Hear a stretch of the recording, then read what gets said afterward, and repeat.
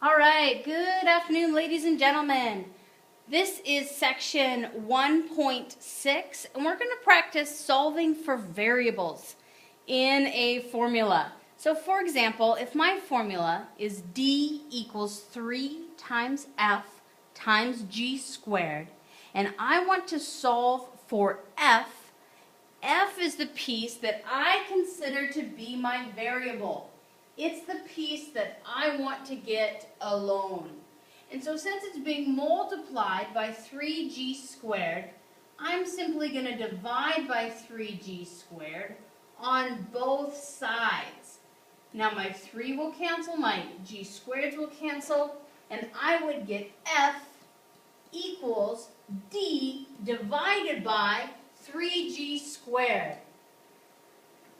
All right, now let's give it a shot when we're solving for g squared, or for g. First, I need to get rid of the 3f. So I divide both sides by 3f. Now, g is not alone yet. It is still being squared. So to get rid of that, we're going to have to square root. And please notice at this point, I'm going to get two solutions. One could be positive and one could be negative. So I'm going to get g equals plus or minus the square root of d over 3f. Depending on which variable we solve for, we get a totally different answer. Now, if I want to find d when f is 3 and g is 4, which one of my three formulas am I going to want to utilize? I want to find d. I know f and g. I'm going to use this first one because d is the piece that I'm looking for. So I'm going to say d equals, I know f is 3, so I replace it with 3. And I know g is 4, so I replace it with 4. Now I'm going to use order of operations. I square the 4 first and get 16. And that will tell me that I have d equals to 16 times 3 is 9. And 9 times 16 gives me what? It looks like 144.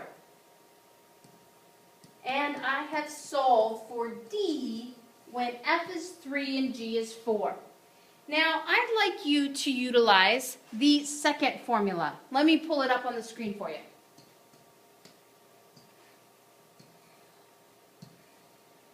Here is your problem to bring in to me on a sheet of paper for tomorrow. First, I'd like you to solve for p. Then I'd like you to try to solve for I. Then I'd like you to find p when a is 30, r is 2, I is 0, and t is 1. Sorry, now you can see it. So first solve for p, then solve for I, then try to find p, choose the right equation, and plug in these values for your other variables. And we'll continue solving formulas tomorrow.